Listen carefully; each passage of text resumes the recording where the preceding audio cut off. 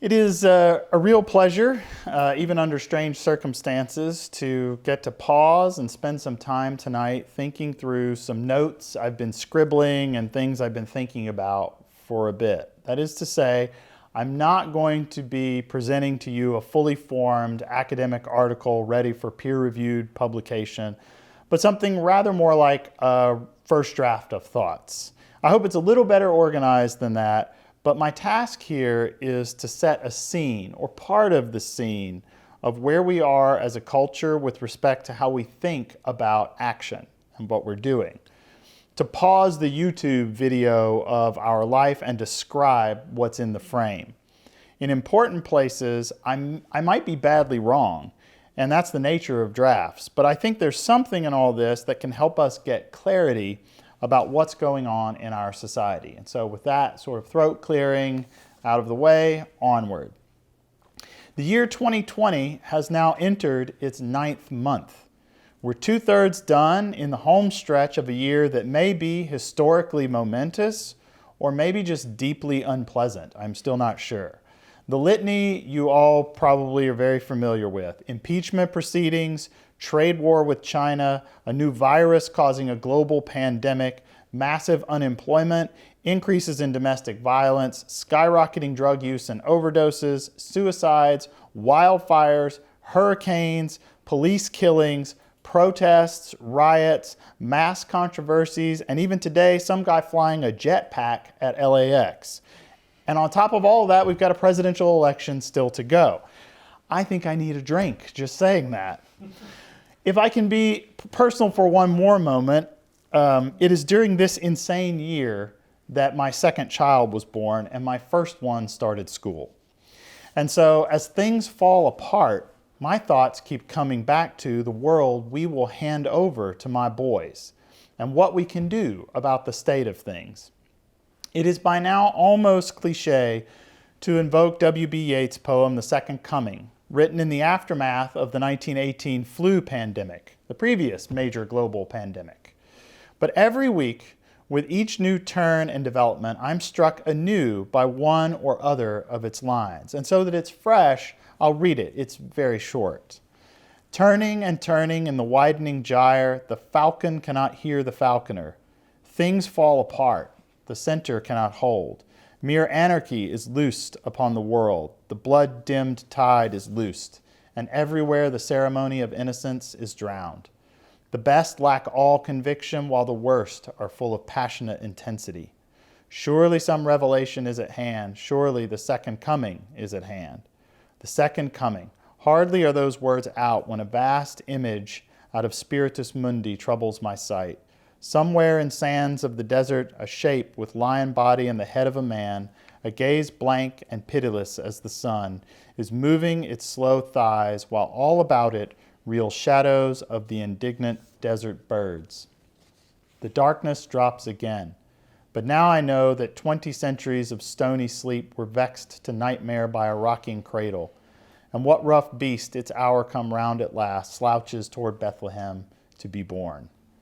Thus ends the progressive era, I think. That seems abrupt, but hang with me for a minute. What perhaps began in the thought of philosophers like Kant and Mill, but certainly and practically in folks like Herbert Crowley and in the pages of the New Republic, found its stride in 20th century presidential administrations as diverse as Roosevelt, Wilson, and Hoover. The rhetorical presidency became the imperial presidency, and now 2 of the last 4 presidents have been impeached. It's been quite a ride the last century or so, and progressivism has been a big part of that ride. Movements that endure over long periods of time are difficult to describe both accurately and succinctly, but I think it's fair to say the core commitments of progressivism are 1, the importance of science and education, 2, government as a tool for social reform all the way down to the individual's level, 3, centralization and rationalization of decisions and distribution of goods. 4, the rule of experts, especially social science experts, the metaphor for which was a lab-coated scientist at the social dials, tweaking things toward ever more progress. From alcohol consumption to schooling to human reproduction, the optimism and ambition of progressivisms at times seemed boundless. So why do I think now that it's over? Especially at just the moment when the political folks calling themselves progressives seem to be in the ascendant. Let me explain. I think one of the structural features of progressivism is that it foregrounds expertise and backgrounds prudence, especially in science and politics. But Kevin, you say, like that, you say that like it's a bad thing. Is it? Don't experts just follow the science in an unbiased way to the facts of the matter? Well, in a word, no. This is a misunderstanding about what facts are and the role they play in our thinking. There are no facts floating free from a theoretical structure through which they are produced and in which they are understood. What too much talk about just the facts, ma'am, does is disguise from us the theory that's at work. So there's always a theory at work, and I've already suggested that progressivism has been one of the major competing theories over the last century and a half. That theory held that society could be improved by the guiding hand of those at the leading edge of science. With their superior knowledge and insight into the way the world really works, its mechanistic causes and effects, they could tweak and nudge and legislate and program and incentivize our way to a society of happiness, opportunity, and equality. A brave new world indeed. What was needed was to abstract the law-like generalizations of human behavior from the messy data and use the knowledge of the human machine's responses to stimuli to produce the desired effects. Now, this is very different from how prudence has been classically understood. I'm here following Aristotle and Aquinas on prudence, and while I'll try not to steal too much thunder from the upcoming seminars where both the faculty members know this material better than I do, I should say a little something about prudence, as I think it rather sharply contrasts with the scientific expertise mentality I'm ascribing to progressivism. Prudence does not abstract away from the impurity of contingencies to get to the real truth of law-like generalizations. Prudence is the virtue of applying right reason to action, or the virtue of making good decisions about what to do given both the set of perennial principles we must hold fast to and the contingencies here and now. So that was long. I'll read it again just so it's kind of clearly in our minds. Prudence is the virtue of applying right reason to action, or the virtue of making good decisions about what to do, given both the set of perennial principles we must hold fast to and the contingencies here and now. It's noteworthy that prudence moves toward the particulars, is solicitous of them, as Aquinas says. Its features include foresight, an ability to see the possibilities of how things might game out, as we say, that comes from hindsight, a deep knowledge of the particulars of the present and the past.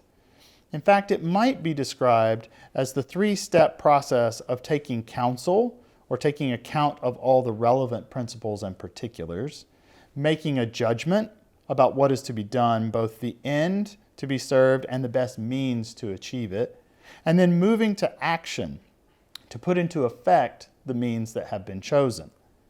The prudent person is calm in deliberation, takes advice widely, is circumspect and avoids tunnel vision, tries to see the whole, and then comes to a strategy.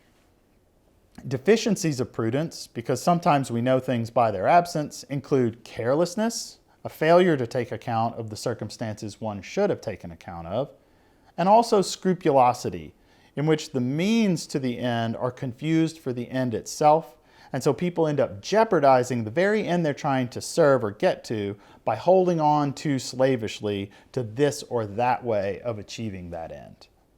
The central contrast here is that the thought universe in which we find prudence at home takes action to be free, and the world full of contingencies, where the thought universe of progressive expertise is that of deterministic mechanisms that reliably produce results if you can but understand and harness them. Okay, this is all pretty high-level stuff. Let's get applied, shall we? Consider this little virus problem we have. By now, the credibility of experts is largely shot. That is likely to be one of the lasting outcomes of this pandemic. They've been so dramatically wrong and even untruthful. How did this happen? Some of the biggest mistakes made in addressing the novel coronavirus are pathologies of the progressive understanding of science. For example, the tendency of experts to treat non-experts paternalistically. Since knowledge is the key factor and experts are by definition holders of more knowledge than non-experts, they are also without question the right people to make decisions for everyone, even those who might be sacrificed as a result of that decision. So they risked our health without our knowledge and even lied to us about what would be good. In fairness, it's a pathology that runs both ways. We have been so inured to this thought universe of expertise that we have been outsourcing our own decision-making to the experts, much as children do to parents. Little wonder that they accepted the invitation. For example, in an effort not to scare the children, a way of describing it brought to my attention by my friend Ari Schulman, public health officials recommended against canceling major international events in New York in March, even as the virus raged. Perhaps the most extreme example of this presumption came from Dr. Anthony Fauci. Now look, I know saying anything about Fauci, whether praise or criticism, is going to get me in trouble. So I'm going to go for it all and get trouble from both to give both praise and criticism. It is indubitable that he is one of the most devoted public servants of our generation. He has served every president since Reagan and has a most impressive and even inspiring CV. But he also admitted in a video interview that the CDC instruction in January that normal civilians should not buy or use masks was a paternalistic lie told to protect access to valuable PPE for healthcare workers. God only knows how much damage that lie did, given how effective mask orders now seem to be. There are multiple pathologies at work. Condescension is one, lying is another. Here's yet another.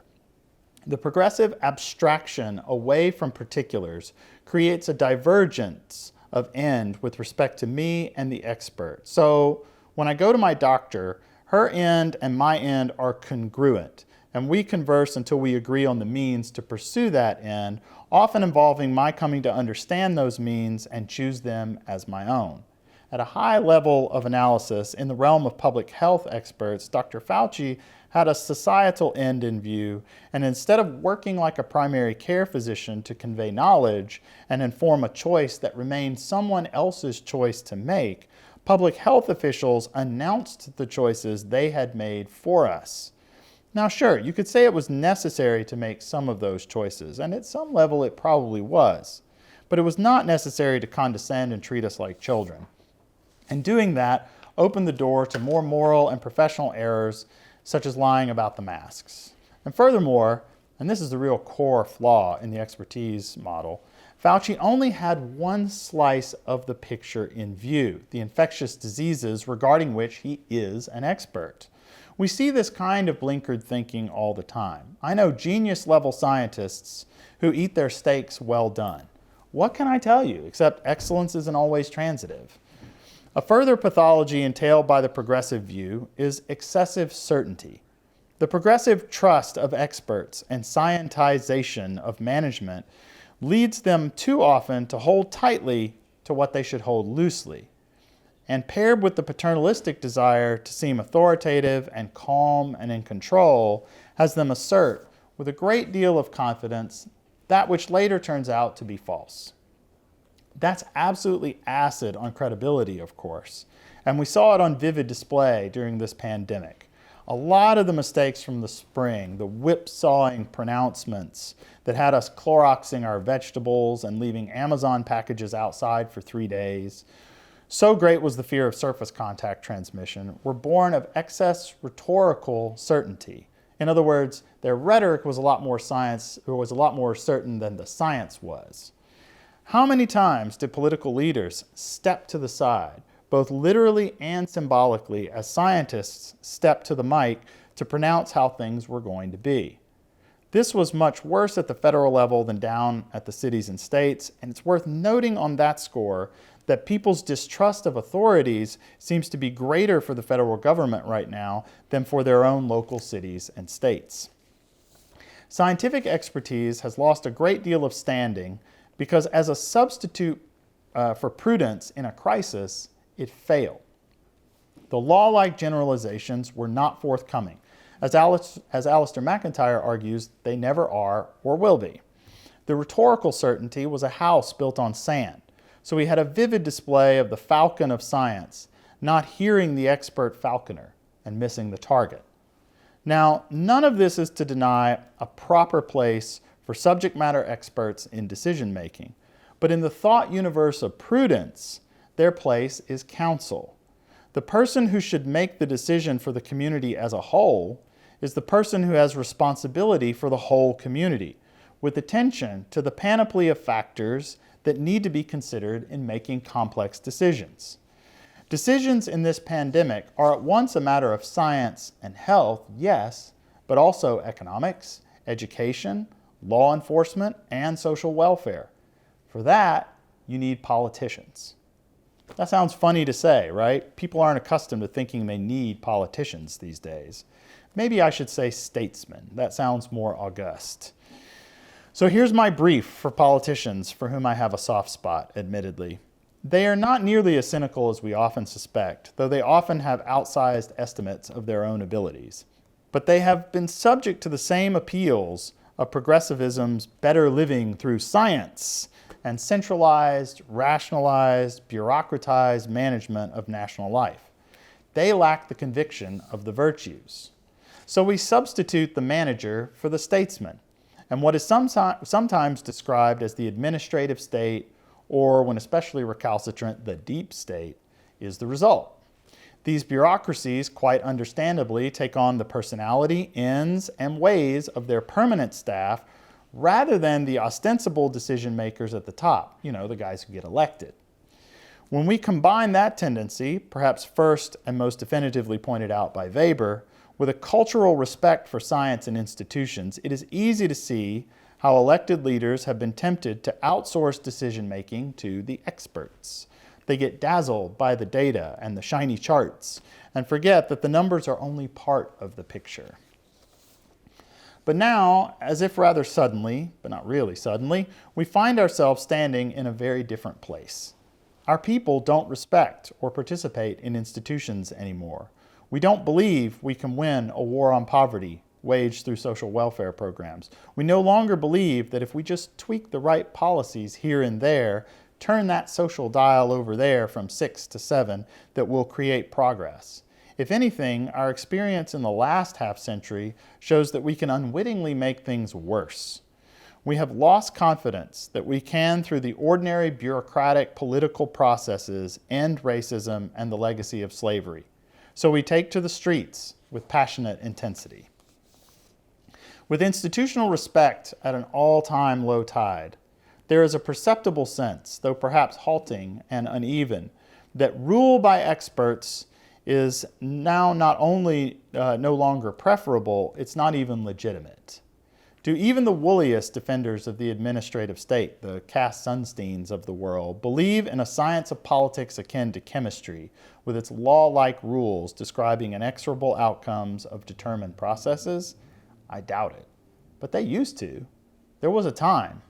I was recently reading John Barry's excellent book on the Great Mississippi River Flood of 1927, and the view I'm here describing as progressivism is not a caricature, but was the naive faith of men and women in both major political parties, including several occupants of the White House. But in this of all years, who could possibly believe that there is such an order and structure to human affairs, with the chaos all around us?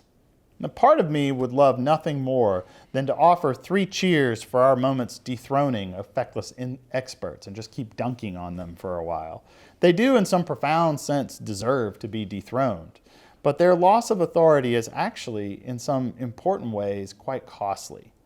1, experts really do have an important, if limited, role to play in good decision-making, especially decisions of significant complexity.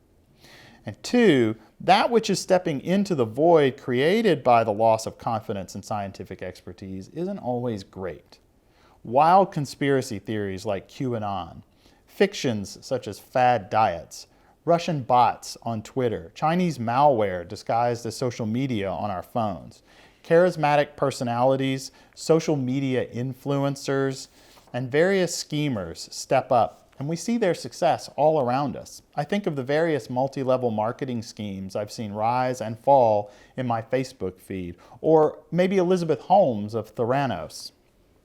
We've done some debunking of junk science here at the Institute, and there's just a lot of it floating around out there now, and a strong appetite for it up and down the education spectrum. People will absolutely put their confidence in something somewhere. To find suitable shelter in this epistemic maelstrom, where so little is certain or reliable, where the monoculture of old media are dying away and the new digital medium arises, people are retreating to the safety of rigid factions. These factions end up epistemically closed, and again we see the trait of holding tightly to views we ought to hold loosely. Two examples that cut in opposite directions, again from the COVID pandemic, are masks and the use of hydrochloroquine. In both cases, the science was mixed, but under certain conditions pointed to use. But if you held out the view that actually, under certain conditions, HCQ was probably helpful and that widespread use of masks was probably our best strategy for containing the virus while keeping the economy open, you were as apt to get shot in the back by your own confreres as the front by those with differing ideas. Metaphorically, at least, for now. Prudence, a fair warning, does not keep you pure in the sense of a puritanical herd. Now think of World War II, in which it was a vitally important question which murderous dictator we were going to ally ourselves with in order to win. Which brings to mind, if we can add one more layer to the picture, that too often today, in the absence of respected scientific expertise and genuine prudence, the stakes of scientific questions become sky high. And those who disagree are thus not treated as friends and countrymen who need to be corrected, but as enemies. Left unchecked, this dynamic will escalate to a mortal threat to our country. We may already be there, the blood-dimmed tide. So what do we do? This semester's programming is all about offering the way of prudence as an alternative. Even if you already have a strong development in this virtue, the conditions around us make it tougher to exercise prudence well. Taking counsel is made more difficult by highly politicized science and vituperative social media. The speed with which all this moves makes circumspection more difficult and correct judgments more contingent. The mere anarchy loosed upon the world just makes this harder. But the situation holds out an opportunity. You know, they might take away my degrees if, as an academic, I didn't do at least one on the one hand and on the other hand. So here's that. The opportunity is that as settled structures and institutions decay and die, there are space and resources, both material and intellectual, freed up for new ones. We can consider the perennial questions anew and are awake to the real importance of these fundamental questions and relationships that make up a good human life, awake in a way that we weren't before. We are less likely to be just sleepwalking through our culture. What is most needed to take advantage of the opportunities, though, are people formed in prudence. They rightly distinguish between those fixed points and the contingencies of the day, and they hold contingent opinions lightly. They take counsel widely, without closing themselves off epistemically, because the truth is what matters most. They are considerate of risks, but assess them and then move confidently forward with a strategy and the fidelity to see it through. Although I haven't read the book yet, I suspect I already agree with Yuval Levin's latest A Time to Build. I certainly endorse the title. It is a time for us to build where we are, not wait on the expert from the central authority to make the determination. More prosaically, I'm a big fan of the slogan from our local hardware store in Central Texas, McCoy's. Their slogan is, "Go build something." And that's the challenge of our time for each of us. Now is the moment for new projects, shoring up essential institutions, new organizations, and even new institutions fitted to respond to the circumstances and problems of our time. But to do it well, will require not just the energy of youth, but the wisdom of experience. And above all, a pretty robust complement of all the virtues, especially prudence. And so this academic year begins in the middle of a global pandemic, with our cities burning and so many of our people burning with rage. And it is fitting that we begin by focusing on the virtue most needed to guide us through these storms, prudence. Thank you.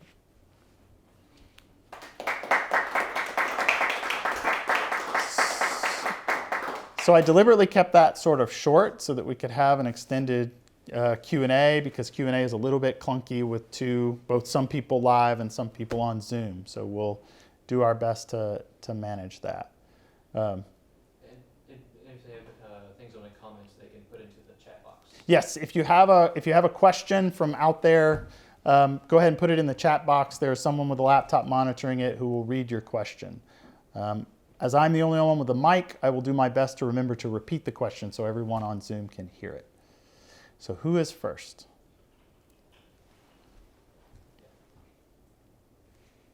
The people in the back can walk, right? Yeah. I can go ahead and ask a question first. Okay. You spoke about in kind of the vacuum of the expert state and progressivism that we get certain things such as fads, conspiracy theories, but I wondered if there was something that you didn't mention that's also a more maybe extreme danger that comes in that vacuum, which is radicalization. Radicalization towards things like communism, that in the failure of progressivism to form utopian state, that people move towards more extreme options. That there needs to be more of a radical shift of society in order to produce a desired state, because small changes aren't going to do it. Yeah, so the question is, I mentioned that in the vacuum of expertise, we get these strange somethings to fill that void, such as fads or bizarre conspiracies and other things like that. And the question is, I didn't mention some of the large-scale options for supplanting that, which usually involve significant radicalization. And I think that's exactly right. I mean, you see that may not be particular to progressivism, in the sense that anytime you have one major way of thinking displaced, it no longer holds sway, there will be a skirmish to see what's going to fill it, and that's going to open up space for radicalization that was not open before. And so that may just be a structural feature of social change, large-scale social change. But we're certainly, whether or not that happens every time, we're certainly seeing it this time. So that's a problem that we have to wrestle with. And you see that radicalization both on the left and the right. So you see it sort of wherever you started before, you see a bit of radicalization on both ends. So can you comment a bit more on that in terms of the particulars? What I'm thinking about is, I think it's a great point about people turning to communism, something along those lines. I wonder about on the right, the potential for fascism. And I'm not accusing anyone of anything, but it seems like that's what happened in the 30s, right? You have this desire for someone to kind of come in and fix it. And it's interesting on the right, you start to see, again, not making any accusations, you see this push towards law and order, which often seems to be what the pitch is from the fascist standpoint. Yeah, so the question is, continuing along this line of thought, there tend to be versions of this on the left and versions of this on the right, and to address those that we're seeing there. I think in both cases, what we're seeing a lot of, and I mentioned this briefly, but probably could have dwelt on it more, and we can here, and that is in the absence of admiration for authority of and participation in institutions, you have people, right? So we have these charismatic people on both the left and the right who arise into the gap.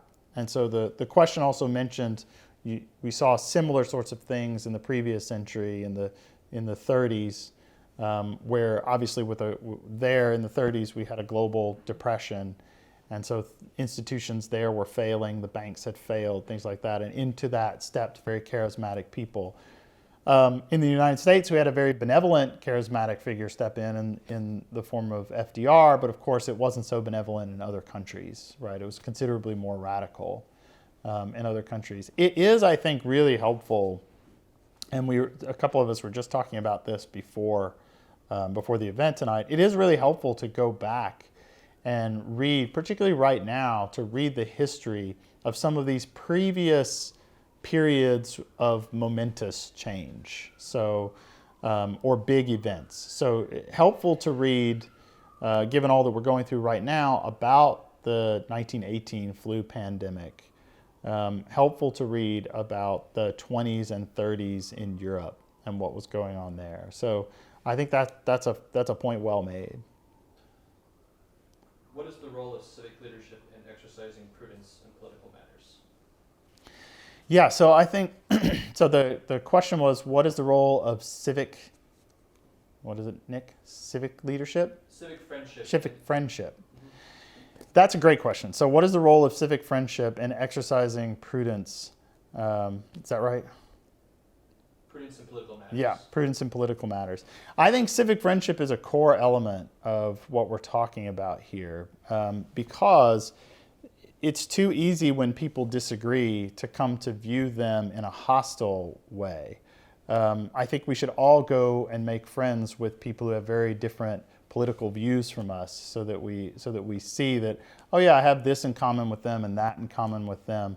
But at the very bottom level, it sounds really odd to talk about love and friendship in politics these days. So strident are our politics, but they are crucially important for maintaining a community, because you have to have a community that people are willing to sacrifice for, including sometimes sacrificing their own preferences in order to arrive at a compromise that everybody can live with. But you're not going to do that if you don't love the community. And how are you going to love the community if you don't have friendship with the people in the community, right? That's the real glue that binds you and the community together. And so civic friendship is actually, I think, at the very center of the problem here. But again, that relates to the institutions in that civic friendship was occasioned and strengthened in times past by participation in local civic organizations. So Robert Putnam is probably the big author on this, that the organizations, the civic groups that people participated in some ways became the occasion for how they got to know and become friends with their neighbors, and also became the ways in which they strengthened their friendship and deepened their ties to their community. And so it's both cause and effect in a mutually reinforcing cycle when it's there. The question for us is, in a situation where it's largely absent, how do we start that? How do we kick off that virtuous cycle? Yeah. Given that the expertness of experts has been diminished, who replaces them? And you don't have to repeat the question, they can hear you pretty well. Oh, okay, all right, great. So, yeah, I think the dangerous question is who replaces the experts who are no longer regarded as the oracular foremost authorities on these things. And I sort of started to get into that within the body of the talk, that sometimes it's other good things, and oftentimes it's crazy stuff, right? I mean, the QAnon conspiracy theory, other sorts of wild conspiracy theories that float around out there, junk science, really bad internet science, other things like that take the place of real science, in part because it isn't in many cases, I should say, it's not always the science that's so bad, but the science journalism that sensationalizes studies so that it makes them say something they don't really say. So you have to kind of click through the stories to get to the actual science. And oftentimes, this has been particularly the case during the pandemic, where a lot of us have been paying almost obsessive attention to how the very quickly generating science, where it's going and how it changes. And it's sometimes astonishing, the gap between what the study actually says and what the news article about the study says. And so all that by way of saying lots of things can fill that space. Here, what Prudence would counsel is trying to get to the actual science and being willing to read widely. again, I think the pandemic is a great example. It's one we're in some respects tired of hearing about and yet somehow also don't know enough about. But it's a great example of where the opinions that we form needed to be held lightly because the views, what we thought was true on March 15th often wasn't true by April 15th and certainly wasn't by May 15th, right? So it's strange how things changed really quickly. And so that's a great example of Prudence holding things lightly, contingent things lightly. So to follow on that, you make a great point about prudence in gathering data. In order to be prudent, and you made a wonderful argument that that's the current solution to our problems. In order to be prudent, you need to be prudent about the data that you gather. And that is really, really hard nowadays, isn't it? It is. So Nick, could they hear that? So, okay. So the question was about being prudent, about the difficulty of being prudent in gathering data.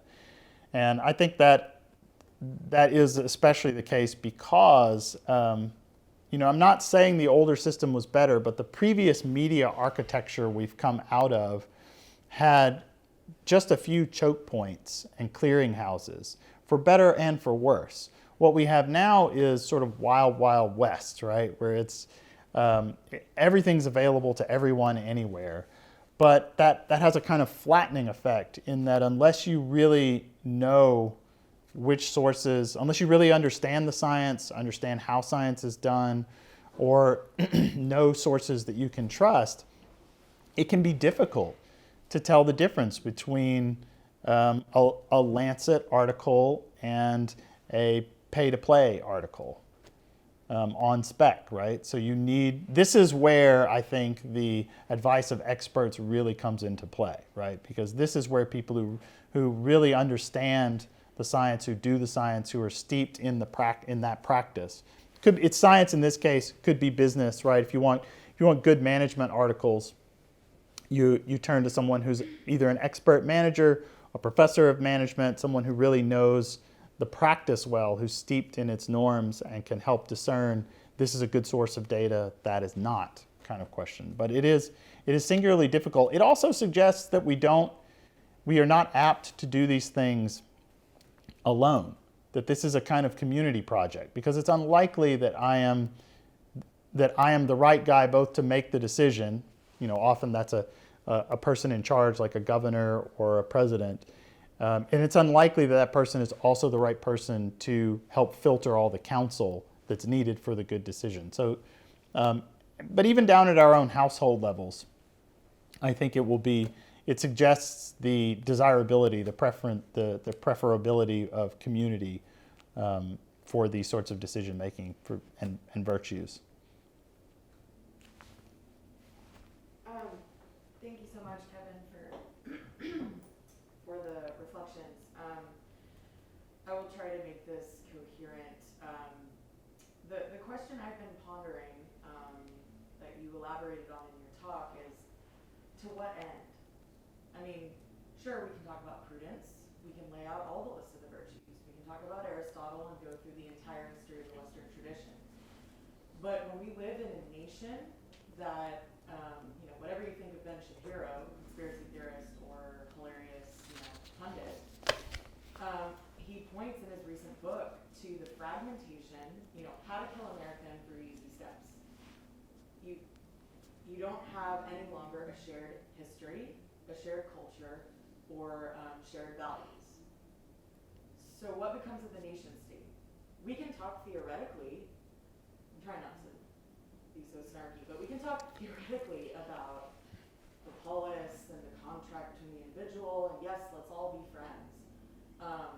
But how am I supposed to be friends with someone who exhibits nothing but contempt to everything that I hold dear prior to investigating that?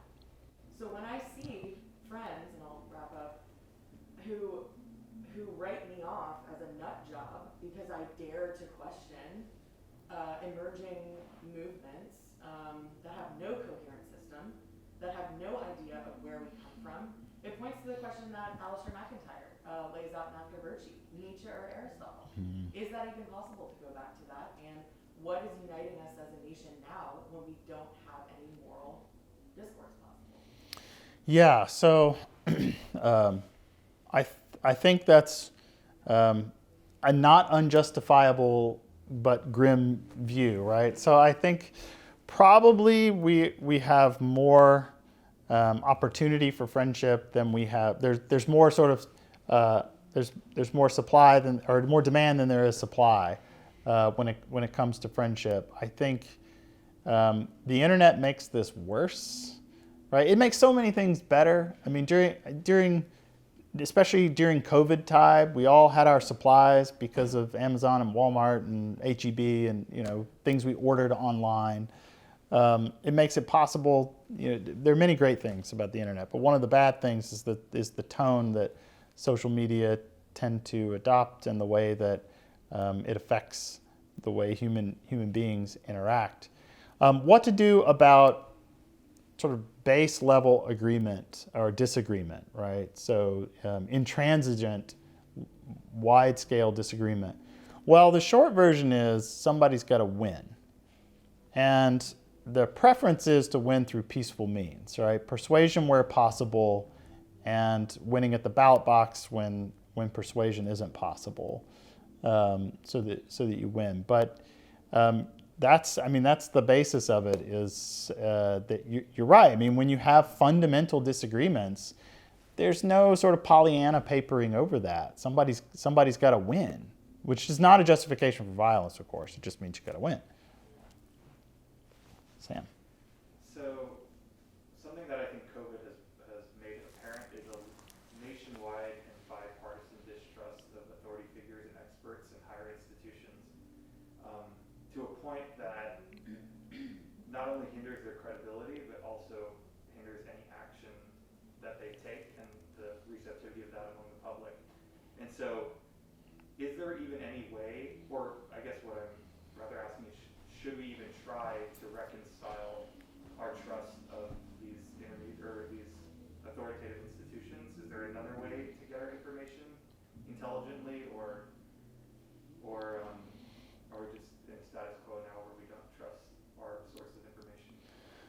Right. So I guess I take a rather dim view of news media when it comes to those sorts of questions. I think more often than not, we are being actively misinformed by the media sources that we're reading, and that it's in part, in some ways it may be less ideological than, their business model is clicks and eyeballs and views, and sensationalism and sharp edges generate more clicks and eyeballs and views than moderation does.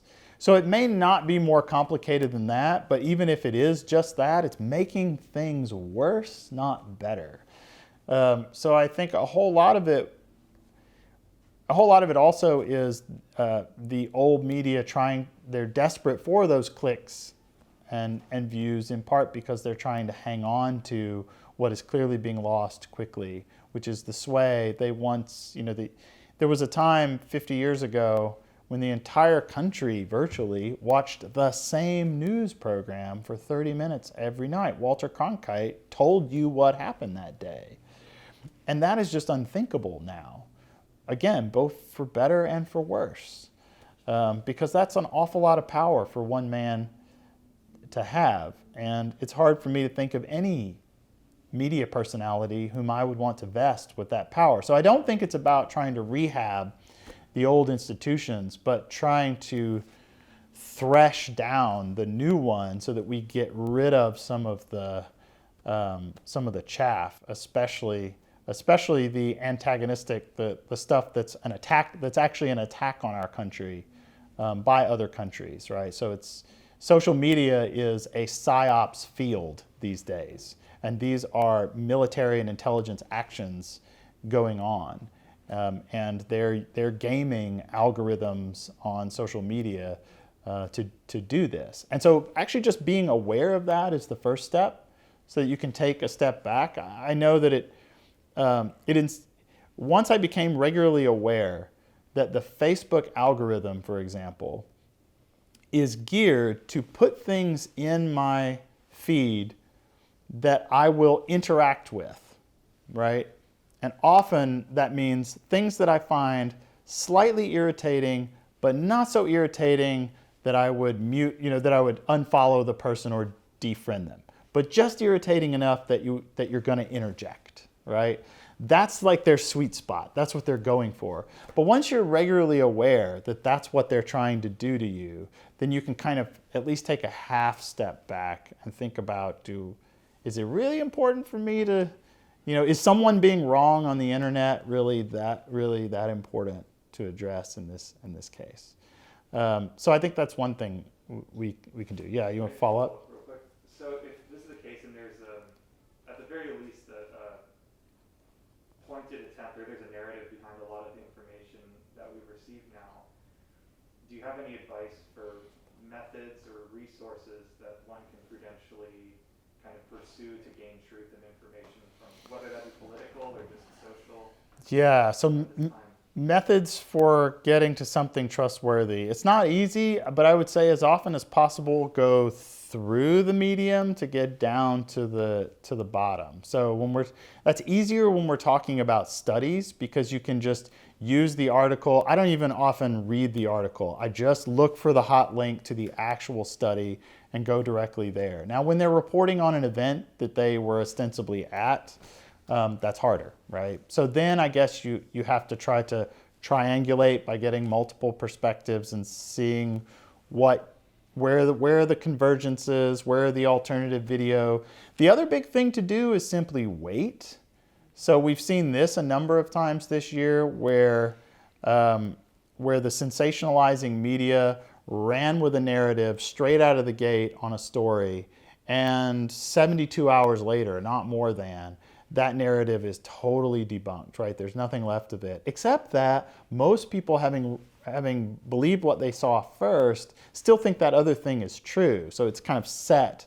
So I would say whatever we can do to remind ourselves, just wait, right? These things, even when there's video, just wait. These stories have a way of getting more complicated. I remember the advice of a family friend that no matter how flat the pancake is, there are still two sides, right? So just wait on some of these things, because as I mentioned, that's part of the way that the digital medium hinders prudence, is the speed with which things develop. I mean, if you skip a couple of days, if you just put down your phone and go off social media for a beach trip or a retreat or something like that for a couple of days, it just looks completely different when you come back, because the whole thing's turned over a couple of times since you checked out. I think even, again, being aware, there's something to structurally being aware of what's going on that I think tends to make us less caught up in, we realize what the thing is doing to us, and so then we can then start to assert control over that effect on us. Nick. So a couple of questions here. First question is, how can we distinguish between prudence and scrupulosity and prudence and unhealthy skepticism?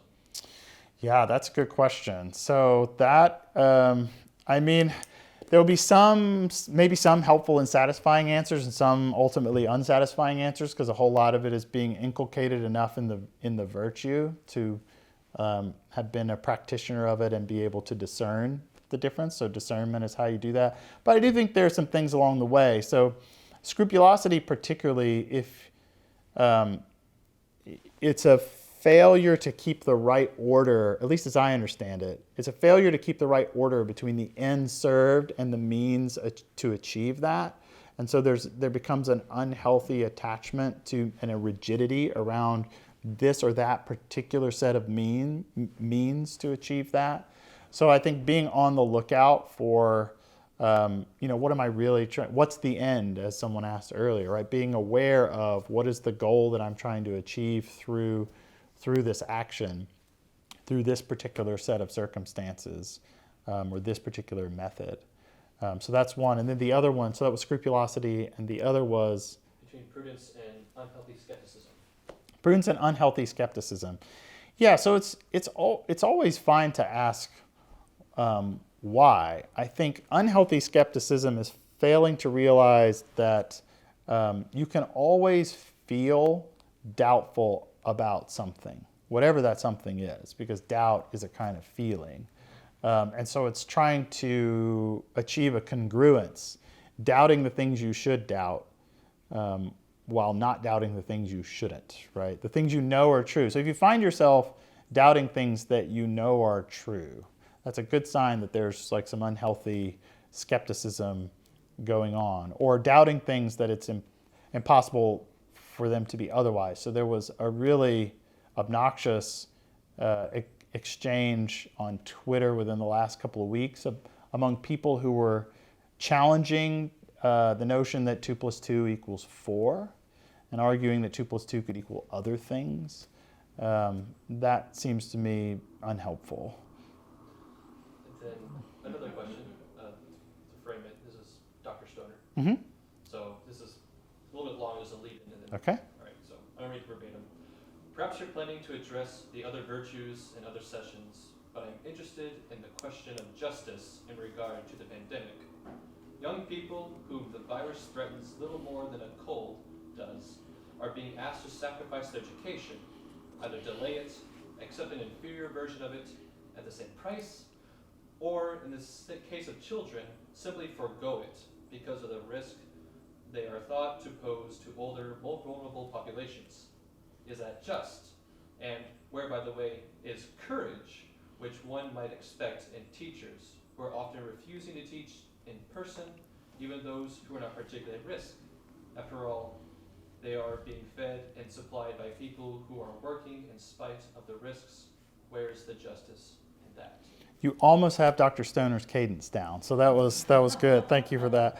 So no, I think this is a good question there, and I did get near it, but not on it in the talk. In that, I think one of the pathologies particular to having an elevated expert, like we saw with some of the public health officials, is they get the blinders on and they're only looking at the disease elements that they're an expert on. And so the way we saw that working out was that our policy was all based on, in the first place, risk avoidance, disease avoidance, instead of risk management. And it was based on risk avoidance instead of risk management because it didn't even countenance the risks that are on the other side, often.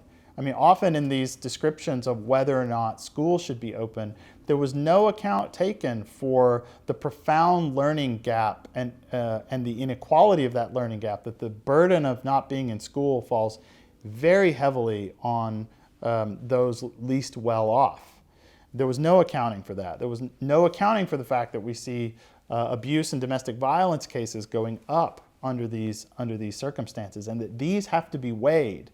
And so part of what I'm saying with prudence and its relationship to justice is that you need the politician, you need the statesman, because he who has care of the community, as Aquinas puts it, is the one epistemically in the right position to take account not only of the medical advice and avoiding the risks there, but can weigh those risks along with the economic costs involved and what that's going to do to our neediest citizens, with the educational costs involved, with the law enforcement costs involved, with all of these other upsides and downsides. They're in the right authoritative position if they'll step up to the job, right? And so we find ourselves, as we so often do in momentous historical times, in serious need of statesmen. And you can never have too many of them, but it seems like we have too few. Other questions? Yep, Kevin? I think you mentioned scientism. And what if you just define like maybe science, actual science versus scientism, and is there a danger of one infecting the other? Yeah, so science, so good science versus scientism, right? So scientism is a kind of rigidifying of what ought to be contingent within science, meaning it becomes an ideology, a way of seeing the whole world, instead of a way of seeing the way certain portions of the world behave. And so instead of being a certain set of questions that we ask about the world, they become the only questions that we ask about the world. And so if it doesn't fit inside that set of questions, then it's either not intelligible or not worth asking. And so the first things to go, of course, things related to beauty in those circumstances, because that's not an empirical, right? You can't count beauty in that way. And in the modern scientific method, our scientific questions are geared to the things that can be counted, weighed, and measured in certain ways. And so that, I think, is the key distinction, is when it becomes an ideology, when it becomes scientism, is when it becomes the only way of viewing the world and assigning meaning and significance to things. And do you think that there's any, especially when we talked before about treatments for COVID, do you think that was infecting the science itself? It's a leading question. Yeah, I'm not sure. I mean, it's hard to say. I'm keeping a watch on, of course, the science is still unfolding, and I'm keeping, as I suppose we all are, a pretty close watch on the race to a vaccine. And I think so here's a great example of how the news media does not do a good job of conveying what's going on, because if they pull this off, if they pull off a phase 3 trial for a vaccine on a virus that's less than a year from patient 0, that will be on the order of the Manhattan Project and the moonshot as far as how likely that kind of thing is to happen, and the resources, the global set of resources that went into this. I mean, you have scholars from Europe, North America, South America, Asia, Africa, all over the entire world. Scholars are working together on this. Governments are throwing enormous amounts of resources and priority onto this. And so it's, and there are now 10 vaccines in phase 3 trials, which is just really, really impressive and ought to be the kind of thing that we all know about, that's sort of tripping off our tongues.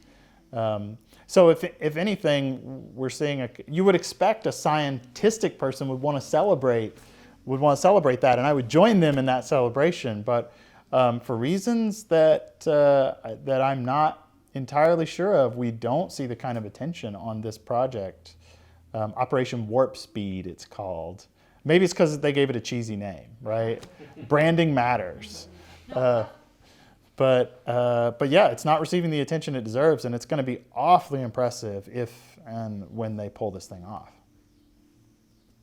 And I say that as, since some of those scientists are here at University of Texas at Austin, I say that as a proud Longhorn too. Other questions? Nick, any from out there? Good. Any from the back room? We have 2 rooms here where people are watching because I'm not wearing a mask. So we kept people back. All right, well, if that is all the questions, 1 hour is a great time. And thanks for everyone joining us tonight. We are, as you can tell, doing our best to be prudent about having events and interacting with one another as best we can, but also taking cognizance of everyone's needs and preferences. Everyone will have a different sort of risk calculus that attends on their health and plans and what their comfort level is. So we are going to, as much as possible, try to have things that we're doing in real life, which will of course be governed by the policies here, the health policies here, the size of the crowd and stuff, also offered online, and we're all now accustomed to that. So that will be helpful. So keep an eye on the website and the Facebook page for additional opportunities. There's a seminar that starts next week on Aristotle and Prudence, and then there's a reading group that also starts next week on next Friday. So those 2 things coming up. But thanks everyone again for joining us, and see you next week.